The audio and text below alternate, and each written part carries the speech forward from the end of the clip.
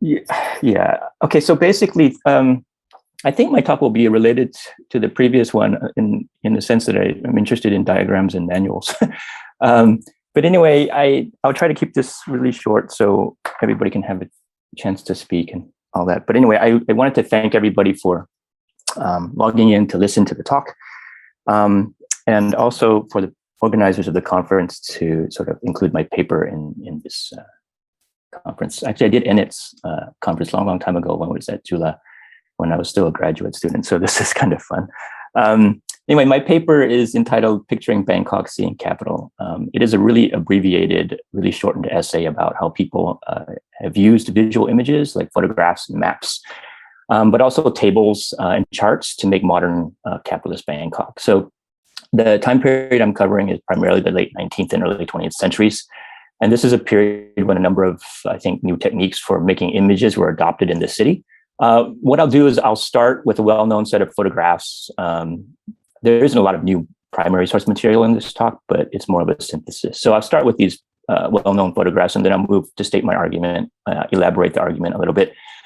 And then I'll finally sort of conclude with where I'm headed with this sort of work in progress. And hopefully that will lead into other questions and answers or whatever. Okay, so I'll go ahead and begin. This is a panorama of the Chao Phraya River from late 1865.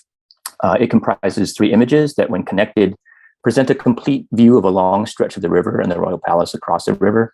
So it's taken by John Thompson. He's a Scottish photographer who arrived in Siam in 1865 on his way to China.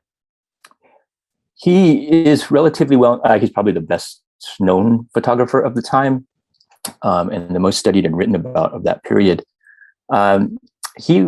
His panorama, however, was not the first and not the only one that was produced of the river. So there's art historian Joachim Bouts, who's written about photography in Thailand, and noted that in the 1860s, several photographs indicating or showing a panoramic view of the river were taken from Wat Arun. So the earliest sort was a class stereo view by a Swiss named Pierre Rassier. That was either in late 1861 or the first half of 1862. Around the same time, a Prussian photographer named Sachler made a panorama of the river, and so did Francis Chitt, who is also sometimes known as the first Siamese photographer. All right, so again, the idea that there's a number of panoramas being made in this particular period of time. So other images in the late 19th and early 20th century are also display the city from high elevation. Many can be found in Thailand's National Archives. There are, for instance, several photographs of Yawalat from the first decade of the 20th century. In one series of photographs, the road is shown from above, like this one shown here in the slide. In this one, an enterprising photographer climbed the stairs of what was then the tallest building in the neighborhood. It was a 9-story commercial structure, to take photos of the street below. Right. Panoramic images are also featured in other media, including film. And I'm going to play this. One example is from a documentary from 1930 entitled Chom Siam, which is kept at the Thai Film Archives over at Salaya. So in it, the photographer climbs to this elevated point, perhaps a scaffold for the construction of the memorial bridge, which can be seen underneath. The photographer then points his motion picture camera down at the earth below him and sort of pans his camera 360 degrees to record a series of images that will later allow viewers to see the city from the same elevated position that his camera has captured the images. Okay. So again, a number of panoramas across different medium. And so it's possible, I think, to really make sense of these images in a number of ways. One is to think of them sort of simply as a reflection of human curiosity and this sort of desire to see everything and see the world at once as a total or a totality. Another way to interpret the images and photographic technology more generally is to place them into a narrative about the nation state and sort of the consolidation of power. And in this understanding, photographs like the ones I've showed you become part of a project to possess or command a territory. Bangkok presents sort of an interesting case in that its semi-colonial condition led Siamese government officials to sort of eagerly take up a variety of imaging technologies around the turn of the century. These include, of course, surveying, mapping, and photography. Sorry, let me just do that. The third way to respond sort of to these sorts of images is to see them as sort of historical sources, and that's generally what historians do. They ask questions like, what do these photographs show us about Bangkok in the past? The photographs of Yaowarat, for example, they could show the newly constructed roads, trams, rows of recently completed shop houses with all manner of consumer goods and commodities on sale. So if we treat the photographs in the film as historical sources, they can tell us something, for example, like that Bangkok was a diverse, bustling city during the early 20th century. Now, all of these are valid ways of approaching these sorts of visual sources. But all three are predicated on the observer's privileged external position relative to the subject matter that's depicted in the material image. So that is, the observer looking at the photographs today is situated outside the site, which is Bangkok, and the time period, which is the late 19th and early 20th centuries that the images depict. So this allows the viewer sort of the illusion of the ability to see the city in the past as a comprehensible sort of discrete entity. So I want us to sort of think a little bit differently, though, about images and how we might approach them. So if you think about the people who lived in Bangkok at the time that the images were made, however, they might not have necessarily been able to see the city in the same way as a totality from outside. So we imagine instead that we move into the images and being a man or woman residing in Bangkok at the turn of the century, circulating among the newly paved streets, working in a department store, a rice mill, a bank, or warehouse. These men and women were immersed basically in the transformations taking place, not necessarily above it all and not able to grasp the picture of the totality of what was happening. Moreover, sort of these people were the agents of that transformation, remaking the city as they carried out their daily activities. This is also true for the men and women making the images that are the subject of this essay. So basically what I want to argue here is that making these images is as much is similar to the construction of buildings and streets in that they amounted to the making of modern capitalist Bangkok.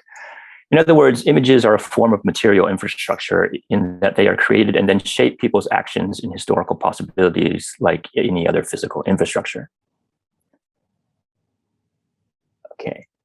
Next slide. So the term I'm adopting loosely here to describe this idea of making or image as infrastructure is worlding. So people make representations, and these representations are connected to a host of actions, techniques, behaviors, and material objects that are the substance of the social world rather than mere representations of it. So I think this actually has some parallel to the previous presentation about the Buddha image not merely being iconic. Anyway, so I'll take that up later. Take the connection between image production and human practice. In the case of the panorama, the photographers engaged in a set of regularized techniques to gather data in the form of light and transform it into an intelligible picture. They did this by piecing together individual prints, either with glue or tape, to generate a larger whole. In photography, the totality of the world is an effective positioning gesture tactics for recording and connecting fragments that result in a consistent set of images of a larger object. In other words, photography and film thus do not capture the world they produce when it rather they don't just capture the world, they produce it when different images, people, and things are joined through specific practices. In other words, to be able to see the world from the outside, one must first visualize it from within that world. Right? So that's basically sort of where I'm headed, at least conceptually, with this particular project. There are a few other genres of visualizing the world that can help explain how image making is a form of worlding. One is aerial photography. There are several aerial photographs of the city in the National Archives made during the 1940s and later. Unlike panoramas, aerial photographs are more like an architectural plan showing the layout of a building from above. They allow the viewer to escape the maker's point of view and scan the surface of an image to pick out desired details. So art historian Svetlana Alpers describes this mode of representation as one that presents a view from nowhere, rather than a window onto the world that is sort of characteristic of the panoramic photograph. The aerial photograph is thus rather like a map, as Alpers notes. The map, of course, is a commonly produced genre of visual representation that allows for one to represent the world as a whole that can be seen as if from an external viewpoint. And of course, maps have been the topic of considerable attention in Thai studies, at least since Ajahn Tongchai's Siam Mapped in 1994, in which he argues something similar to what I'm positing here, is that mapping itself helps to generate the image of the geobody, and the geobody, the idea, the notion of that geobody is then narrativized in the sense that it is anachronistically sort of projected backwards and given a history. In other words, the images sort of generate the world. For example, mapping generates a nation state, or the idea of a nation state. And these are not just mere reflections of that world. And again, so this has to do with the idea of making that I'm pushing towards. Now, in the interest of time, I'm going to move on to a different set of images, and then I'll try to tie everything together at the end. So this figure shows a reproduction of a table from the Ministry of Finance's annual report for 1902. Apologize, this is the best image I have. I took this a long time ago, and I haven't been able to travel back to the library. This was the library at Harvard to take another picture. Anyway, this is basically the country's first national capital account, and it is important because it provides a snapshot of how much wealth, stated in money terms, there was in the country as a whole at the end of the year. What I suggest is that looking at the capital accounts is akin to looking at an aerial photo or a map. The eye can roll over the entire flat surface, picking and choosing what to see, debt, surplus, costs, and so on. And this sort of the viewer or the observer of this table is able to see the economy as a whole. In other words, these modern accounts present a view of the world or the economy from nowhere, sort of like a map. Now, importantly, these kinds of tabular accounts, like maps discussed earlier, do not function only as representations of something that already exists and do not rely strictly on discourse. In other words, they don't necessarily have to be projected back onto a narrative the way that a geobody does. Instead, the capital account is productive because it reconfigures feudal wealth as capitalistic profit, visible as the table's bottom line. It does this because it functions as a tool, the way a map does. In other words, the table is diagrammatic. People can engage with the table or the image to discern new knowledge. The table works as a tool in turn because it establishes structural relations between entities like different departments of the government through its sort of formal arrangement on paper in rows and columns. So Susan Buck Morris, the political scientist from Cornell and now at New School, writes that modern diagrams of the economy, like supply and demand charts, have no sort of analogy to the physical world. This is true in the sense that accounts introduced by Europeans to Siam in this particular period of time were not iconically linked to the landscape of the kingdom the way the older ones were. And I'll talk about the older ones in a second. But while the new accounts do not resemble any imagined geography, they do have a counterpart in the physical world. They work indexically in that the numbers and categories they contain point to things in the world: money in circulation, goods and shops, equipment bought and sold, laborers paid. Right? So the accounts basically double the physical world on paper in government offices and thus become part of the capitalist world they describe. The result is a sort of a network of references that people now call capitalism. So accounts, photographs, and maps are therefore not just representations of a social and economic system or historical context. They are that system, right? That context in material form. So why think about images in terms of worlding and as infrastructure or as diagrams? In a way, what I'm trying to do is think through conceptually how to engage with a broader study of different systems of visual order from the 19th century onwards, and to be able to offer a way to think about visual logic that I feel was commonly applied in daily life in Siam before the 20th century, and to do so in ways that move us beyond symbolism or iconography. So let me give you an example of some of these images I'm thinking about. This is from a great article, actually not, by two historians of accounting, Philip Constable and Gao Sirigun, in which they show accounts, what we would call accounts, from the early 19th century. So rather than picture the economy as a bounded sort of nation or entity, the older accounts are organized significantly differently. Instead of rows and columns that relate to each other on the space of the printed page, the older accounts are organized in sort of a flow chart. They indicate the movement of goods and money from various smaller towns into Bangkok, which is sort of shown in these accounts as the endpoint of circulation.